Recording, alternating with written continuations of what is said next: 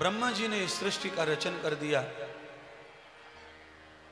सृष्टि की रचना में पावन 27 मनुओं का जन्म हुआ। उन मनुओं ने पावन तपस्या की और उस तपस्या से समस्त मनुओं को ब्रह्मा जी का आदेश हुआ कि अब सृष्टि करो मानव की। तब भगवान ब्रह्मा के बड़े पुत्र हैं वैवस्वत मनु, ब्रह्मा जी ने उन्हें शत्रुपा नाम की नारी दी और शत्रुपा के माध्यम से ब्रह्मा जी ने मानव सृष्टि का प्रारंभ किया।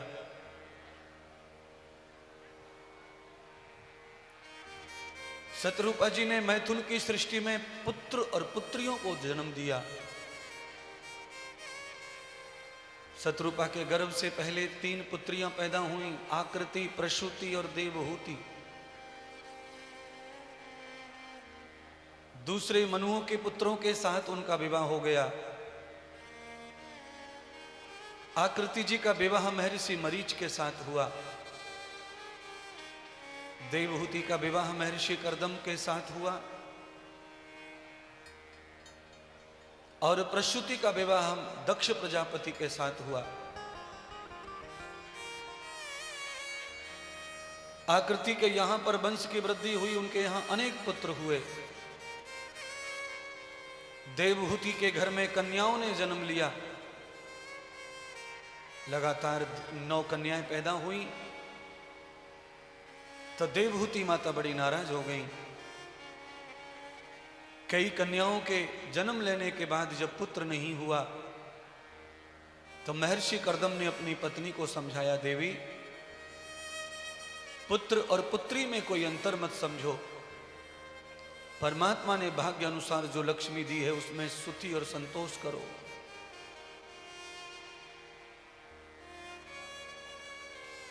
पर औरत पुत्र के बगैर वो अपने आप को असूझ महसूस करती। रात को रोज रोने बैठ जाती कि सब औरतें मुझे टोकती हैं, ताइने मारती हैं। इसलिए हे ब्रह्म ऋषि, आप तो मेरे पति हैं और पति होने के नाते आप मेरी इच्छाओं की पूर्ति करो, एक पुत्र दान करो। महर्षि कर्दम ने कहा, देवी पुत्र की तृष्णा ऐसी तृष्णा है जो आदमी को दीमक की तरह खोखला कर देती है। 3 ही तो तृष्णा है जो आदमी को नरक ले जाती हैं। एक तो अधिक पुत्र की कामना करना, पुत्र न होने पर अपने आप को दुखी महसूस करना। एक तो नाम की कामना करना, नाम ज्यादा न होने पर दुखी महसूस करना। एक धन के पीछे दौड़ते हुए धन न होने पर दुखी मानना। ये 3 ऐसा हैं जो व्यक्ति को तृष्णा बनकर नष्ट कर देती हैं। इसलिए हे देवी संतुष्ट रहो, तुम्हारी 9 कन्याएं बहुत महान हैं। पर देवहूति नहीं मानी, और जब देवहूति नहीं मानी तो देवहूति को भगवान उनके पति कर्दम ऋषि ने कहा, चलो तपस्या करो, भगवान प्रसन्न होंगे तो तुम्हारी कामना पूरी हो जाएगी। अपनी पत्नी देवहूति को लेकर महर्षि कर्दम विमान में बैठ के अंतरिक्ष में चले गए और 100 वर्षों तक अपनी पत्नी को लेकर घोर तपस्या की। देवहूति की तपस्या से प्रसन्न होकर नारायण भगवान प्रकट हो गए। उन्होंने कहा, वरणी वर मांग लो। तो देवहूति ने कहा, प्रभु अगर आप मेरी साधना तप से प्रसन्न हैं तो वर के रूप में मुझे कुछ नहीं चाहिए, मुझे केवल मेरी आत्मा का कल्याण करने वाला पुत्र चाहिए। आत्म कल्याण करने के लिए जीव नहीं पैदा होता है, जीव से किसी का कल्याण नहीं होता है। कल्याण तो व्यक्ति के कर्म करते हैं, या तो परमात्मा या तो सद्गुरु करते हैं। इसलिए हे देवी अगर तुम कल्याण चाहती हो तो मैं तुम्हारी भक्ति से प्रसन्न हूं, मैं ही तुम्हारे पुत्र बनकर प्रकट होता हूं। तो देवहूति माता को आत्मज्ञान देने के लिए भगवान विष्णु ने कपिल मुनि के रूप में उनके ही घर में अवतार ले लिया। बोलो कपिल भगवान की। कपिल भगवान ने अवतार लेकर अपनी माता देवहूति को आत्मज्ञान दिया, आत्मकथा सुनाई। आत्मकथा सुनाकर माता देवहूति को वैराग्य हो गया।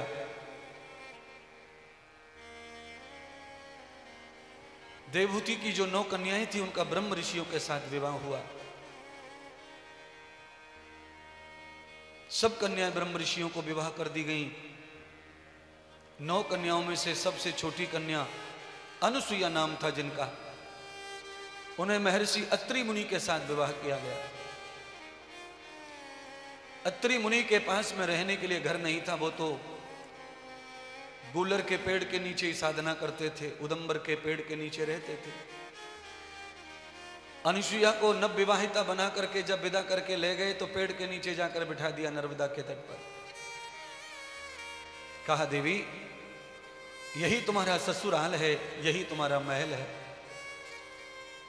यही तुम्हें जीवन यापन करना है। अनुसुईया ने कहा, स्वामी अगर आप मेरे साथ हैं तो मुझे तो इस वृक्ष की छाया की भी जरूरत नहीं है। आपके जैसे ब्रह्म ऋषि पति मिला हो, योगी तपस्वी, तो ऐसे पति का तो जीवन में स्त्री के नाम ही काफी है। चाहे संग भी ना मिले, उस पति के नाम से ही वो अपने सौभाग्य को जिंदा करती है और अपने जीवन को जी लेती है। आप तो मेरे परम प्रतापी परमात्मा रूपी पति हैं। मुझे घर मकान कोठी बंगला कुछ नहीं चाहिए, आप अपनी कृपा बनाए रखिए। अनुसुईया से इतना ही नहीं, अत्रि मुनि कहने लगे, देवी आज तुम्हारा विवाह हुआ है और आज ही तुम्हें मुझसे अलग होना पड़ेगा। इस वृक्ष के नीचे ही रहकर तुम्हें समय गुजारना पड़ेगा, क्योंकि मेरी 11 वर्ष की थोड़ी तपस्या शेष रह गई है। जब तक वो तपस्या पूर्ण नहीं हो जाती मैं गृहस्थ प्रारंभ नहीं करूंगा। अनुसुईया कहने लगी, स्वामी मैं तो आपकी धर्म पत्नी बनकर आई हूं, इसलिए मुझे भोग इच्छा है ही नहीं आपसे। आपका धर्म दृढ़ हो, आपका धर्म निश्चित हो, मैं तो ऐसे ही कर्म करूंगी, आप आज्ञा करो। पर स्वामी आप तपस्या करने चले जाएंगे तो इस वृक्ष के नीचे मेरा चित्त कैसे लगेगा? मैं तो योगिनी हूं और मैं कभी अकेली नहीं रही अपने परिवार को छोड़कर। आज मुझे अकेला रहना पड़ेगा तो मुझे भी कोई ज्ञान देके जाओ जिसके बस सहारे में जी लूं। तो अत्रि मुनि कहते हैं, देवी नर्मदा का तट है, इस वृक्ष के नीचे से ये जो पगडंडी है, ये जो मार्ग है, इस मार्ग पर नर्मदा की परिक्रमा करने वाले अनेक शरणार्थी, अनेक यात्री आते हैं, जिसमें साधु संत महात्मा भी बहुत सारे होते हैं। तो नर्मदा की परिक्रमा करने वाले जो साधु संत होंगे उनकी तुम सेवा करते रहना, यही तुम्हारे लिए बड़ी साधना और सबसे बड़ा पुण्य का कर्म हो जाएगा।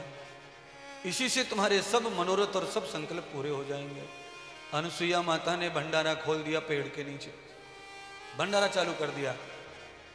जो भी महात्मा संत आते परिक्रमा देते, थक जाते, उनको माता प्रार्थना करती, कुटिया में रुकती, किसी को बिस्तर देती, किसी को आसन देती, किसी को गर्म पानी, किसी के तेल की मालिश करती, किसी के पैर दबाती, किसी को भोजन कराती, किसी को औषधि खिलाती। रोज की सेवा अनुसुईया माता करती। अनुसुईया माता को वर्षान वर्ष 3 वर्ष हो गए सेवा करते करते। नर्मदा परिक्रमा करते करते जो यात्री आते थे उनमें ये चर्चा फैल गई कि पूरी परिक्रमा में एक ही आश्रम ऐसा है अनुसुईया का जहाँ पर साधु संतों को भरी मात्रा में सेवा प्राप्त होती है। इसलिए साधु संत कहीं नहीं रुकते, सीधे अनुसुईया के आश्रम जाते और छोटे मोटे साधु संतों की यात्रा करते करते सेवा अनुसुईया का पुण्य बढ़ता गया तो बड़े बड़े साधु संत भी अनुसुईया के घर पधारने लगे। एक दिन तो ऐसा चमत्कार हो गया कि ब्रह्मा के पुत्र नारद भी धरती लोक पर परिक्रमा करने नर्मदा की आए, तो वो भी नर्मदा की परिक्रमा करते करते अनुसुईया के आश्रम पहुंच गए। अनुसुईया ने देखा नारद जी को, और देखते ही नारद को, अनुसुईया को लगा कि कोई ब्रह्म है, कोई परमात्मा है। इतना ज्यादा सुंदर तेजस्वी चेहरा नारद का, और नारद तो अखंड ब्रह्मचारी थे। देखते ही नारद को देखा तो ब्रह्म कहने लगी, हे परमात्मा आज आप मेरे घर की सेवा ग्रहण करो, आज मेरी कुटिया में पधारो। सब महात्मा आते हैं और मैं महात्मा जनों की सेवा के लिए ही जंगल में यहाँ रह रही हूँ। नारद जी ने कहा, देवी मुझे तुम्हें देखकर ऐसा लगता है कि साक्षात नर्मदा प्रकट हो गई है। तुम्हारे शरीर में मुझे नर्मदा माता का दर्शन हो रहा है। यावतम खिलमिदम दोवम रूपम देव सुंदरम। हे देवी, तुम्हारी सुंदरता को देखकर ऐसा लगता है कि मैं तुम्हें 10 बार माँ कहूँ और माँ कहूँ। है ये भाव क्या है? ये भाव पवित्र भाव है। किसी भी सुंदर महिला को देख करके मन मैला ना होवे। अगर मन में ये मैल निकल जावे कि ये सुंदरी महिला मेरी हो जाए, उससे अच्छा दूसरा भाव है कि ये माता के समान परमात्मा ने सुंदरी को बनाया है। तो परमात्मा कितना सुंदर होगा जिसमें सुंदरता डालने की इतनी कला है। इन हसीनों को जिसने बनाया वो खुद कैसा होगा। इन हसीनों को जब देखते हैं हम तो उसकी याद आती है। बोलो सच्चिदानंद भगवान की जय हो। भगवान सुखदेव कहने लगे, राजन, नारद अनुसुईया के अंदर नर्मदा माता देख रहे हैं और अनुसुईया नारद के अंदर परमात्मा देख रही हैं। हे नारद जी, मैंने यज्ञ किया है और आप यज्ञ का प्रसाद अवश्य लीजिए। नारद ने कहा, देखो माता, मैंने व्रत लिया है कि जब तक परिक्रमा पूरी नहीं हो जाएगी मैं किसी के घर का आहार चौखट पर पैर नहीं रखूंगा और मैं किसी की सेवा ग्रहण नहीं करूंगा। अनुसुईया कहने लगी, देव, मैं आपका व्रत नहीं बिगाड़ूंगी, आप अपना व्रत पालन करो पर यज्ञ का प्रसाद ग्रहण करो। तो नारद जी ने यज्ञ का प्रसाद ग्रहण किया और उस प्रसाद को लेकर के नारद जी सीधे बैकुंठ में चले गए परिक्रमा पूरी करके। माता लक्ष्मी को प्रणाम किया तो लक्ष्मी ने कुशल पूछा तो नारद जी ने समस्त कुशल बताया। हे माता, धरती लोक पर ऐसी ऐसी पतिव्रता सतवंती नारी हैं कि उनका प्रसाद खाकर अब तो जीवा में ऐसा रस भर गया है कि अब तो बैकुंठ का 56 भोग भी खाने की इच्छा नहीं हो रही है। तो लक्ष्मी को बड़ा झटका लगा। लक्ष्मी ने कहा, ऐसी कौन सी औरत पैदा हो गई धरती पर, पाप लोक पर, जिसके प्रसाद को पाकर नारद जी मेरे प्रसाद को भी अवहेलना कर रहा है। तो नारद जी फिर ब्रह्मा के घर यानी अपने घर गए। वहां भी माता सरस्वती ने लाला का स्वागत किया। पुत्र, परिक्रमा करके आए धरती से, इसलिए आरती उतारी, कलश का अर्घ चढ़ाया और भोजन परोस दिया। पर नारद जी ने भोजन वहां भी ग्रहण नहीं किया। अरे माँ, आज मेरी इच्छा नहीं है, मैं कर चुका हूं। फिर भगवान शिव जी के लोक में कैलाश पे गए, पार्वती को प्रणाम किया। पार्वती ने भी बड़ी प्रशंसा की नारद की, बहुत बड़ा काम करके आए हो, वो भी मृत्यु लोक में जाकर के, और पूर्ण पवित्र होकर परिक्रमा करके वापस आए हो, लो ग्रहण करो प्रसाद। नारद जी ने अनुसुईया माता का भी प्रसाद त्याग दिया, नहीं लिया।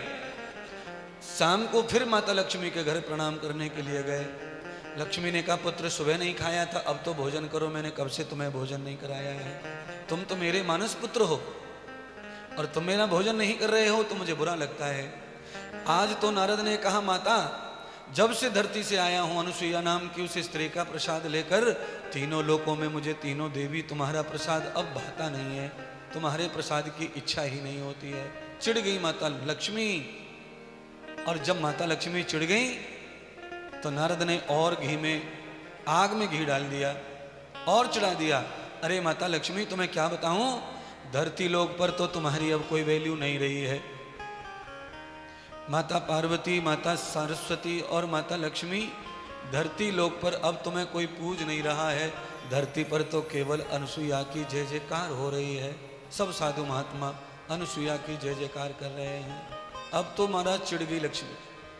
लक्ष्मी ने कहा, अगर धरती लोक पर हमारी पूजा नहीं होगी, माया लोक पर, और उस नारी की पूजा होगी तो हम कैसे जिएंगे। तो तत्काल फोन उठाया और माता लक्ष्मी ने फोन सरस्वती को लगाया। ओ ब्रह्मणी, ये क्या चल रहा है धरती पर? कहाँ ब्रह्मलोक में चुपचाप बैठी रहती हो, तुम्हारा मान सम्मान सब खत्म हो गया, ध्यान नहीं दे रही हो, और एक फोन पार्वती को घुमा दिया। तुम कहाँ पहाड़ों में पड़ी रहती हो, तुम्हें कुछ पता है नारद क्या कह रहा है? धरती लोक पर हम तीनों देवियों का कोई मान सम्मान अब नहीं बचा है। तीनों लोग, लक्ष्मी माता ने भड़का दिया दोनों देवियों को। सदगुरु भगवान श्री सुखदेव कहने लगे, राजन, तीनों देवियों ने मनगढ़ंत लीला रची। अपने मान सम्मान को बचाने के लिए तीनों देवियों ने यह निश्चय कर लिया कि अनुसुईया का तप भंग कर देना चाहिए। कौन भंग करेगा तप? तो अपने अपने पतियों को ही मनाओ। शाम को देवता घर पहुंचे। तीनों पत्नियों ने पतियों से कहा, हे ब्राह्मण, हे विष्णु, हे शिव, अगर आप हमें चाहते हो तो धरती लोक पर जाओ। अनुसुईया नाम की कोई स्त्री पैदा हुई है जो तुम्हारी सेवा कर रही है, और उसकी सेवा से तुम्हारी पत्नियों का सम्मान खत्म हो गया धरती पर। अगर हमें चाहते हो तो जाइए और जाकर के सीधा अनुसुईया का तप ब्रह्म भंग कर दो, उसका चरित्र बिगाड़ दो। आज भगवान को तीनों पतियों ने बाध्य कर दिया। अपने स्वार्थ के लिए, अपने सम्मान की भूख में तीनों देवता धरती लोक पर चले गए पत्नियों की आज्ञा पाकर। क्यों? क्योंकि अगर आज्ञा नहीं मानते तो घर में क्लेश पैदा होता, अशांति पैदा होती, और अगर चले जाएंगे तो स्त्रियों की इच्छा पूरी हो जाएगी। धरती पर जाकर जो लीला होंगी वो देखेंगे, पर पत्नी की बात आज मान लो। तो तीनों देवताओं ने ब्राह्मण का रूप धारण किया और ब्राह्मण बनकर अनुसुईया के आश्रम पर पहुंचे और जाकर भिक्षा मांगी। अनुसुईया माता जो ही यज्ञ करके थाल में प्रसाद लेकर खड़ी थी, परिक्रमा में तीनों ब्रह्म देवताओं को देखा। अनुसुईया प्रसन्न हो गई। हे देव, आज तो मेरा दिन बहुत ही उत्तम जाएगा, क्योंकि आज तो घर पे ब्राह्मण पधारे हैं और स्वयं भिक्षा लेने आए हैं। अनुसुईया ने थाल भरकर लड्डू बनाए थे यज्ञ के, ब्राह्मणों को परोसने लगी। इतने में ही भगवान विष्णु ने कहा, देवी, हम मायालोक के ब्राह्मण नहीं हैं, हम तो देवलोक से आए हैं, और हम जब किसी के घर का भिक्षा भोजन ग्रहण करते हैं तो हमारे कुछ नियम हैं, उनका पालन करो तो हम अवश्य ही तुम्हारा भोजन ग्रहण करेंगे और तुम्हें सौभाग्य का आशीर्वाद देंगे। तो कहा, महाराज कहो, देसी घी में बनाऊं? पूड़ी खाओगे, फुलके खाओगे, मालपुआ खाओगे? तो कहा, नहीं, जो तुम्हारे हाथ में है यही ग्रहण करेंगे, पर हम ऐसे ग्रहण नहीं करते। तो कैसे करते हो? तो मेरे को भोजन कराना है तो वस्त्र उतार दो अपने, नग्न हो जाओ, निर्वस्त्र होकर भोजन कराओ, निर्वस्त्र होकर भोजन कराओ। जब ये बात विष्णु ने कही तो ब्रह्मा दग रह गए और शंकर भी हैरान हो गए। ये विष्णु क्या कह रहे हैं? एक पवित्र नारी का व्रत भंग कर रहे हैं। विष्णु पागल हो गए हो, ये क्या कह रहे हो? तुम्हें पता है जो तुम्हारी भक्ति कर रही है तुम उस तरह का परीक्षा ले रहे हो उसके? तब भगवान विष्णु ने कहा, अरे शिव, अरे ब्रह्मा, ये परीक्षा नहीं है, ये भक्त का भाव पहचानने का कला है। मैं जानना चाहता हूं कि भक्त कितना सेवा में निपुण है और कितना कट्टर है सेवा का, वो सेवा के लिए क्या क्या कर सकता है। दूसरा, वस्त्र उतारने का मतलब है भगवान से कुछ भी नहीं छुपाकर भगवान की सेवा करो। वस्त्र का भी यहाँ पर भाव मत रखो। वस्त्र का मतलब पर्दा है, पर्दे का मतलब है कि भगवान से कुछ न छुपाकर भगवान के साथ व्यवहार करना चाहिए। है दुनिया भर के लोग इतने पगले होते हैं कि भगवान की तो बात ही छोड़ दो, साधु महात्मा पंडित से भी बहुत कुछ आशीर्वाद मांगेंगे पर अपनी बात छुपाएंगे, बता के नहीं देंगे सही क्या है गलत क्या है, और रोएंगे उनके पास बैठ के, महाराज बड़े दुखी हैं, महाराज बड़े कलेश में हैं, महाराज बड़े अशांत हैं, बच्चे मानते नहीं, बच्चे सुनते नहीं, घर में बहुत कष्ट है, आर्थिक परेशानी चल रही हैं, ये हो रहा है। पर वो असली बात जो घर में जो प्रॉब्लम क्रिएट होता है वो नहीं बताएंगे, खाली छुपा छुपा कर लाओ आशीर्वाद, लाओ आशीर्वाद। न आप किसी भी महात्मा के पास में आशीर्वाद पाते हो, अपनी बात बताते हो तो उनको सच्चाई बताओ। गुरु से और डॉक्टर से कभी नहीं छुपाना चाहिए, सबसे छुपाओ, भगवान से छुपेगा नहीं। और गुरु और डॉक्टर से छुपाओ मत, क्योंकि डॉक्टर और गुरु समान है। रामायण में सतगुरु को ही वैद्य का रूप माना है। सतगुरु वैद्य बचन विश्वासा, सतुगुरु के वचन का ही विश्वास जो शिष्य धारण कर लेता है। सतगुरु ने जो इशारा कर दिया, अगर उधर ही चल पड़ता है तो उसके लिए आगे का कदम वैकुंठ की ओर बढ़ता है, आगे का कदम स्वर्ग की ओर बढ़ता है, आगे का कदम भक्ति की ओर बढ़ता है। अनुसुईया माता ने सुना कि ये क्या कह रहे हैं, अगर मैं ऐसे हो गई नग्न तो मेरे पति का धर्म चला जाएगा, और मेरे घर से ब्राह्मण भूखे चले गए तो मेरा धर्म चला जाएगा। अनुसुईया धर्म संकट में पड़ गई, क्या करूं क्या ना करूं। इतनी ही देर में भगवान विष्णु कमंडल में प्रवेश हो गए। कमंडल में भी और बुद्धि में भी। अचानक अनुसुईया के मति में जब भगवान गए तो बुद्धि प्रकट हो गई, तो बुद्धि में विचार पैदा हो गया। अनुसुईया ने निश्चय कर लिया कि मेरा धर्म पहले है, पति का धर्म बाद में है। क्योंकि मैं पहले अपने धर्म का पालन करूंगी, पति तो बाद में मिला है, फिर पति के धर्म का पालन हो। और मेरा धर्म यह है कि आज मेरे द्वार ब्राह्मण आए हैं, ये भूखे नहीं जाने चाहिए, जैसा ये चाहते हैं वैसे ही भोजन कराऊंगी। ऐसा सोच के अनुसुईया ने जैसे ही नेत्र खोलकर कमंडल से जल उठा करके ब्राह्मणों के ऊपर ऐसे ही जल छिड़का, पवित्रो पवित्रो वाह। तत्काल ऐसी लीला परमात्मा ने कर दी कि तीनों के तीनों देवता जल ग्रहण करके छोटे छोटे 3-3 साल के बालक बन गए, और वो युवा बालक जो थे ब्राह्मण, वो गायब हो गए, वहां से अदृश्य हो गए। भगवान ने परीक्षा ली अनुसुईया की, और अनुसुईया की परीक्षा में थोड़ी देर अनुसुईया परेशान हुई, बेचैन हुई निर्णय करने में कि क्या करूं क्या ना करूं। आज ब्राह्मणों ने, आचार्य ने, गुरु ने मुझसे वचन दिया है, आज्ञा की है कि तुम ये करो, और मैं नहीं कर पा रही, सोच पा रही मुझे क्या करना चाहिए क्या नहीं करना चाहिए। तो परमात्मा स्वयं ही बुद्धि में बैठ गए और अनुसुईया को पक्का कर दिया कि चाहे मेरा धर्म जाए, चाहे पति धर्म जाए, पर ब्राह्मण की आज्ञा का आज उल्लंघन नहीं करूंगी, उन्हें भोजन अवश्य कराऊंगी, उन्हें प्रसन्न करूंगी। निर्दोष बालक बन गए तीनों देवता। जल छिड़कते ही अनुसुईया की साधना, तप में, अनुसुईया के प्रेम में इतनी शक्ति।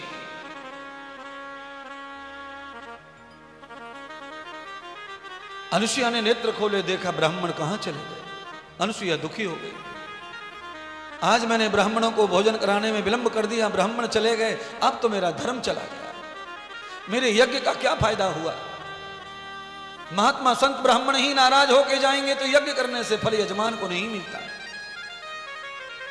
इसलिए याजक यजमान को चाहिए कि बिन मांगे ही ब्राह्मण की तृप्ति कर दे, ब्राह्मण को प्रसन्न करके, पुरोहित को प्रसन्न करके, ब्रह्मा को प्रसन्न करके, उद्गाता को प्रसन्न करके, अधर्यु को प्रसन्न करके भेजे, विदा करके। यावते तदंकृतानाम भूयंत कर्मम भूषणम। अपने मन से ही इतना दान दक्षिणा कर दे कि ब्राह्मण जो है उठाने में असमर्थ हो जाए दक्षिणा को। ब्राह्मण को गाड़ी करके लानी पड़े, रिक्शा करके लाना पड़े दक्षिणा उठाने के लिए। इतना दान करो। क्या दान करें इतना? 1 कुंटल चावल दे दो ब्राह्मण को, सिर पे ले जा ही नहीं सकता। 1 बोरा गेहूं दे दो, 1 बोरा शक्कर दे दो, 1 बोरा तेल दे दो डिब्बा।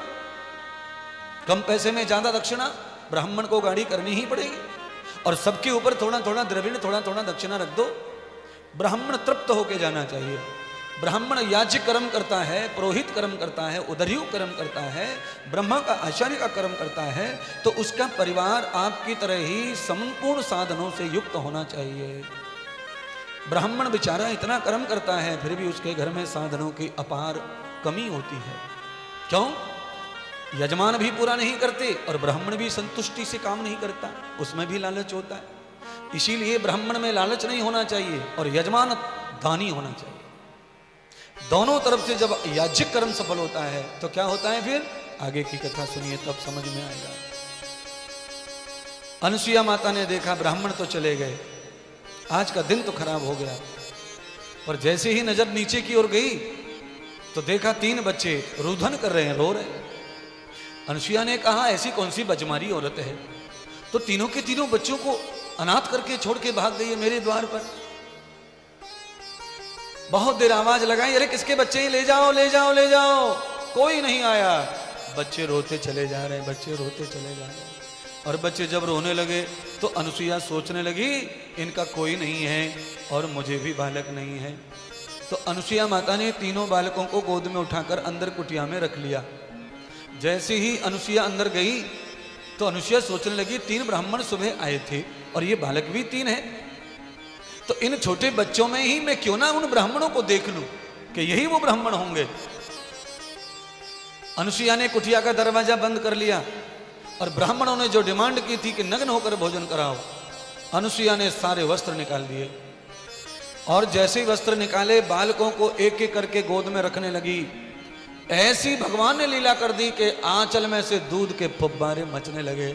जिसने कभी गर्भ धारण किया नहीं उसके आंचल में दूध कैसे पैदा हो गया। याधान धर्मम प्रतिष्ठितो युक्तं, अनुसुईया ने अपने धर्म का पालन किया और अपने धर्म का पालन करते अनुसुईया की सिद्धि हो गई कर्म में और सेवा में। एक महर्षि अनुसुईया का पति साधना करने के लिए गया है, शायद उसे वो फल नहीं मिलेगा, पर अनुसुईया सेवा कर रही है घर बैठ के साधु महात्मा संतों की, उसे फल प्राप्त हो गया। इसलिए माता बहनों, आप सब लोगों को बाहर जाकर जंगलों में तप करने की जरूरत नहीं है।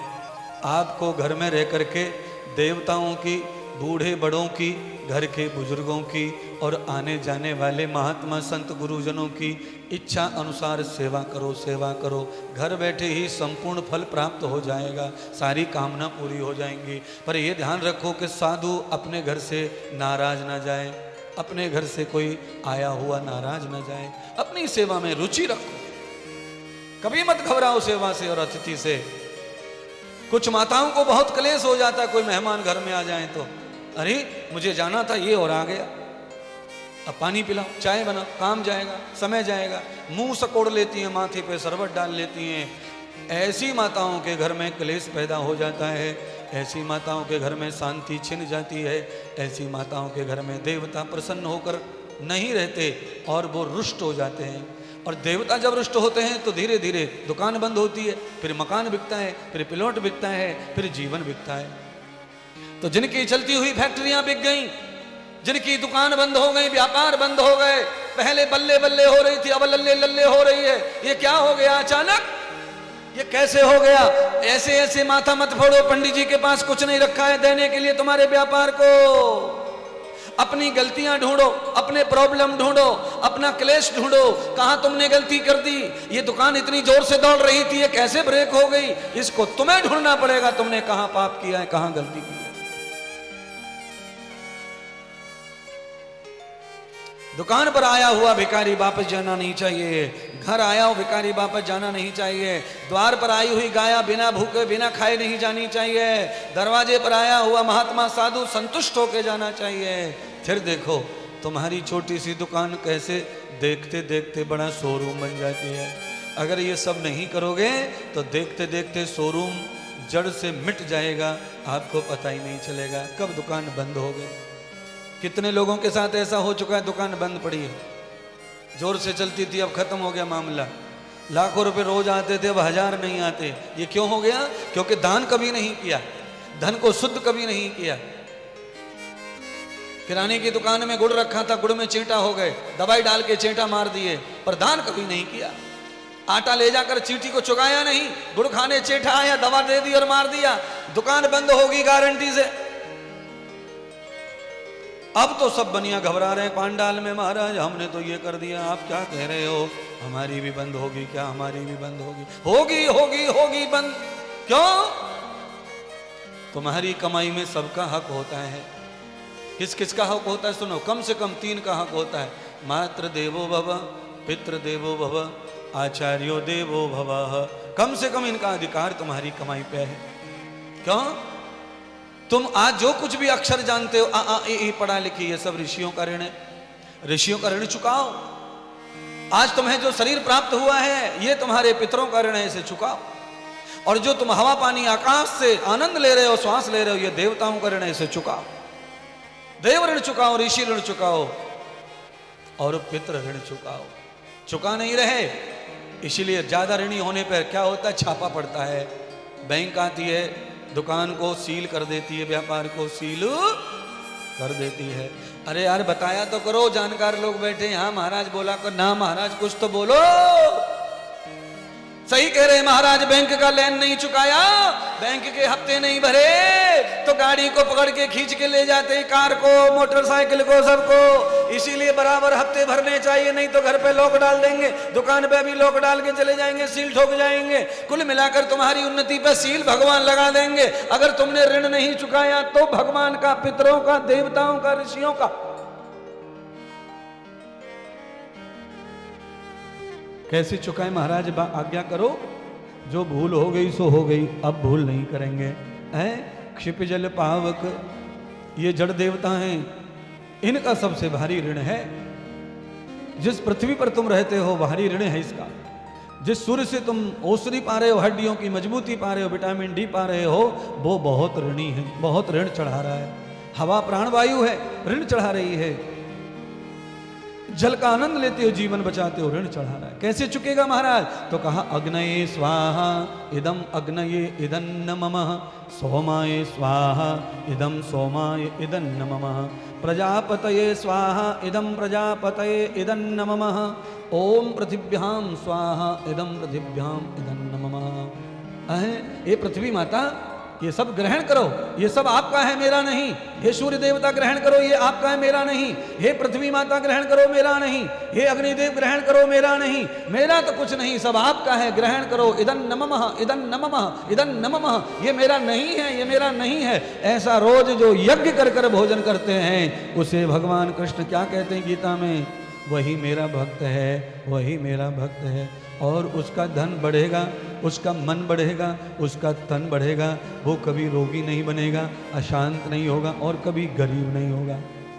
बोलिए, आप में से कोई है ऐसा जो हवन करके भोजन करता हो रोजाना, यज्ञ करके भोजन करता हो रोजाना? नहीं महाराज, कोई नहीं है। यज्ञ का मतलब हवन ही नहीं है। यज्ञ का मतलब है आहुति करना। आहुति माने अगर यज्ञ नहीं हुआ तो दिया जलाओ, आरती करो, पूजा पाठ करो, नहाओ धो, और थोड़ा गाय का ख्याल रखो, आचार्य का ख्याल रखो, और जो ब्रह्मवेता हैं, जो भजन के ऊपर निर्भर है ब्राह्मण, उनका भी ध्यान रखो। अयावतम ऋषीणाम त्वान ज्ञानम, उन ऋषि मुनियों का भी ध्यान रखो जिन्होंने तुम्हें ज्ञान परोसा। आज तुम्हारा बच्चा इंजीनियर बना है, इलेक्ट्रॉनिक हुआ है, वो भी ऋषियों का ही ज्ञान है, उसका ध्यान रखो। महाराज आप जो बताते हो इसको सुनकर के पर्दे खुल जाते हैं दिमाग के, सुधरने को मन करता है। अनुसुईया माता का आज जो हुआ वो कथा सुनिए। अनुसुईया माता ने तीनों बालकों को अपने आंचल का दूध पिलाकर पालना डाल दिया। कैसा पालना? अनुसुईया माता ने अपनी साड़ी निकाली और एक साड़ी का छोर इधर बांध दिया और एक इधर बांध दिया, और धोती के नीचे तीनों बच्चों को लिटा दिया और झूला दे रही है। हमारे हाँ कमाल हो गया। तीनों देवता झूले में, साड़ी का झूला बना लिया, झूले में तीनों देवता। अरे झूला झूले तीनों देव, झूलावे अनुसुईया माता, अनुसुईया माता झूलावे अनुसुईया माता। अरे झूला झूले तीनों देव, झूलावे अनुसुईया माता।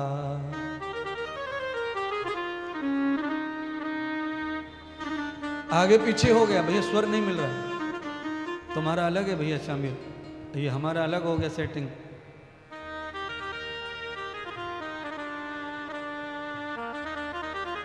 सेटिंग अलग हो गई आवाज की, उसमें मैच ही नहीं होगा।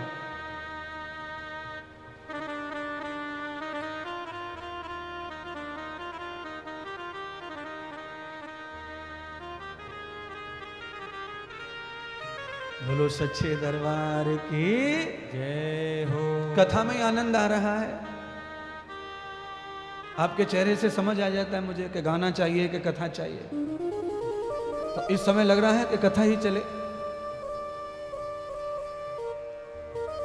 अनुसुईया माता झूला झुला ही रही थी, तब तक आफत आ गई अनुसुईया के ऊपर। क्या आफत? आफत यह आ गई कि उनके पति देव आ गए, अत्रि मुनि। अत्रि मुनि जब आए और कुटिया में पैर रखा और देखा कि 3-3, अब तो मन में उछल कुचल चालू हो गई, तूफान पैदा हो गया। क्योंकि आप जानते ही पुरुष का दिमाग बहुत जल्दी शंका करता है। एकदम शंका आ गई। अनुसुईया माता ने पति का चेहरा देखा और पति आंखें टिटर मिटर कर रहे हैं। अनुसुईया समझ गई इसके मन में गिलानी आ गई मेरे प्रति, मेरे पति को लग रहा है कि कोई पाप मैंने किया। अनुसुईया के ऊपर कोई बात करते, कोई सवाल करते उससे पहले अनुसुईया ने कहा, स्वामी आपको एक चमत्कार की बात बताना चाहती हूँ। आप इन बच्चों को देखकर हैरान हो रहे हैं ना, ये बच्चे कौन हैं? तो कहा ऐसी आफत आ गई, न जाने कौन सी दुष्ट औरत इन 3 बच्चों को मेरी कुटिया के सामने डाल गई। कल ये रो रहे थे, इन बच्चों को देख करके मैं पिघल गई, मेरा दिल रोने लगा। दरवाजे पे 3 ब्राह्मण आए थे, उन्होंने ऐसी शर्त रख दी थी कि नग्न होकर भोजन कराओगी तो करेंगे। मैं सोचने लगी मैं क्या करूं। इतने में वो ब्राह्मण तो चले गए और ये 3 बच्चे रह गए। इन बच्चों को रोता देखकर मैं अंदर ले आई। और एक और चमत्कार हुआ कि मेरे तो आंचल से दूध की धारा बंद नहीं हो रही है जब से बालक आए हैं। स्वामी आप बताओ ये क्या लीला है? तो जो मन में शंका आई थी ऋषि की, वो शंका तो समाप्त हो ही गई। उसके बाद स्वयं अत्रि मुनि जय जयकार करने लगे अनुसुईया माता की तपस्या का और सेवा का। हे देवी तुम्हारी सेवा से भगवान प्रसन्न हो गए हैं और सेवा से प्रसन्न होके ही ये अनाथ बालक जगन्नाथ बन के तुम्हारे घर आए हैं। देवी इनकी ही सेवा करो, ये बालक तुम्हारे घर में दत्तक है ऐसा मान करके इनको स्वीकार करो। अब तुम्हें न भोग करना है न विलास करना है, पूर्ण ब्रह्मचारी रह करके माँ भगवान ने बना दिया है, तो अनन्य सेवा करते रहो। मैं जाता हूं साधना में। अत्रि मुनि फिर साधना करने चले गए।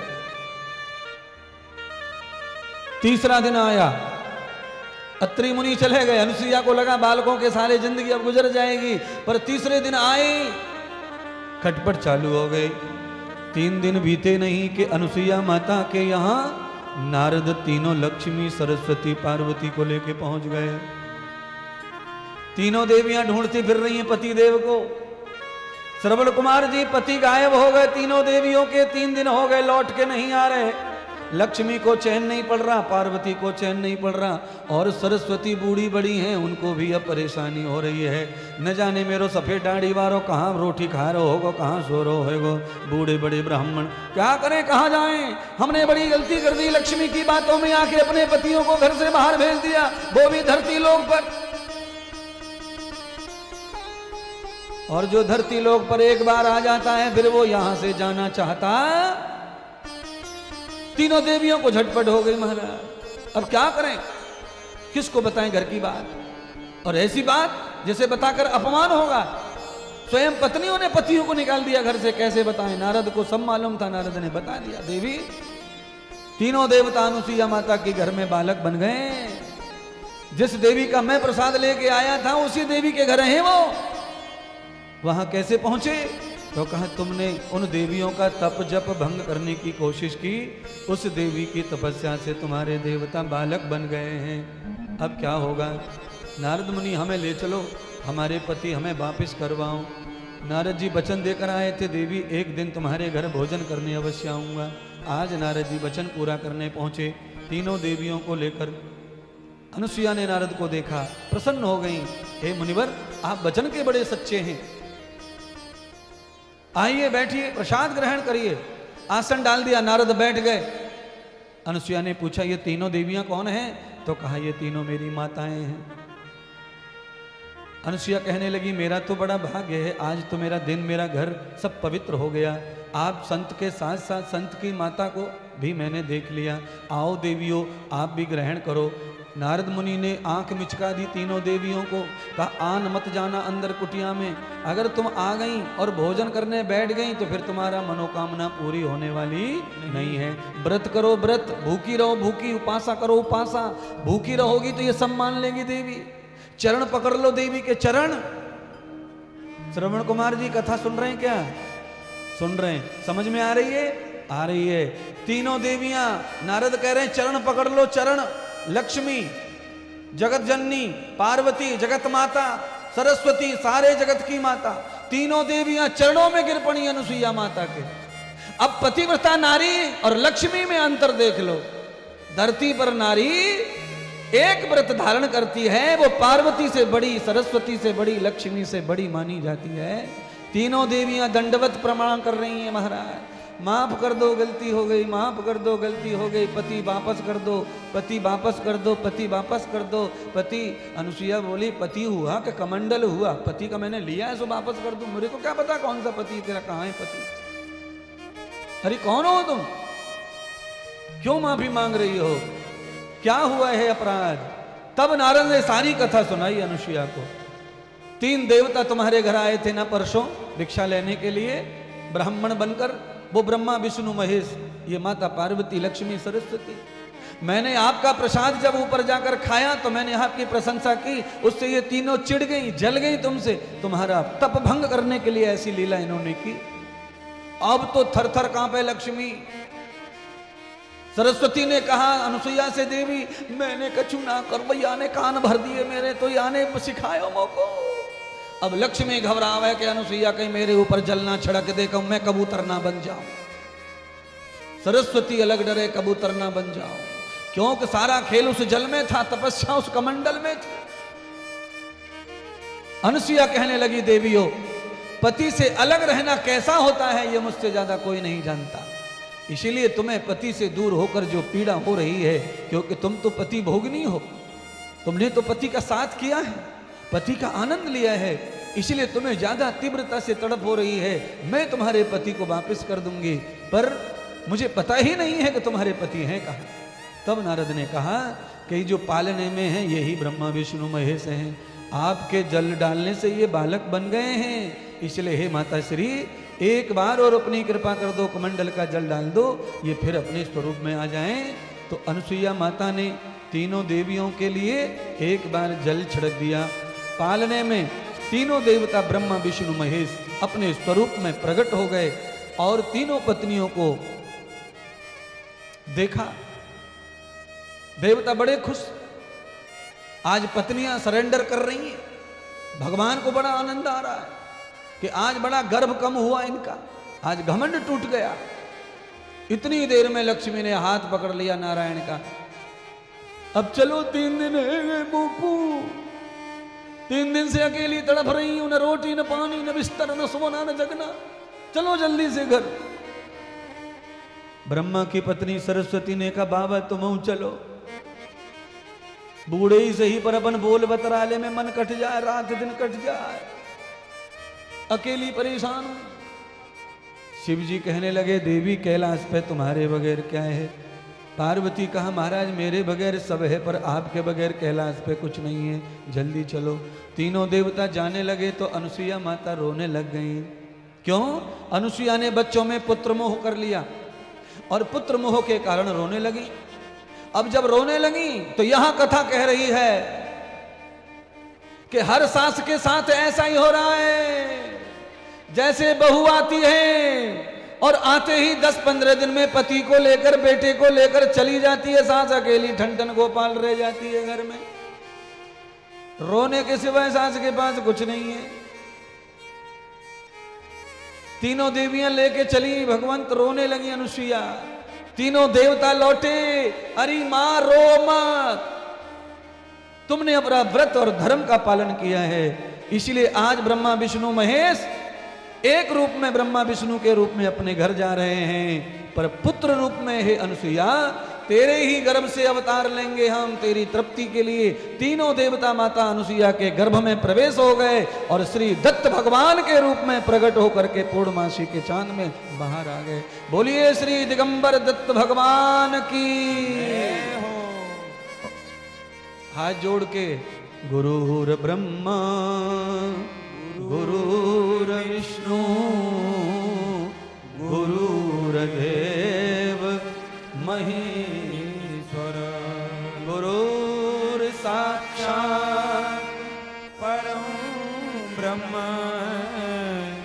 तस्मै श्री गुरुवे